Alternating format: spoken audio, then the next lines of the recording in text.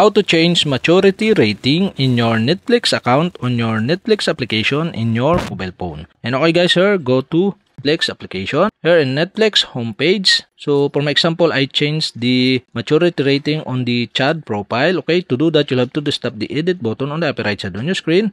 And now you can see the pencil icon on this profile. Okay, tap the pencil icon. Here, you can see the viewing restriction. Okay, you can tap this. And now you can see here the maturity rating. Okay, the maturity rating is set into 18 plus and below. Okay, to change this, you'll have to just tap this. And first, you need to enter the password of your Netflix account. And after you enter the password of your Netflix account, tap OK button. And now you can see the option. So you can set into allow all rating, panlahat, 7 plus, 10 plus, 13 plus, 16 plus, or 18 plus. So okay guys, I decide to set into 7 plus. After you set the settings, okay, we have successfully changed the maturity rating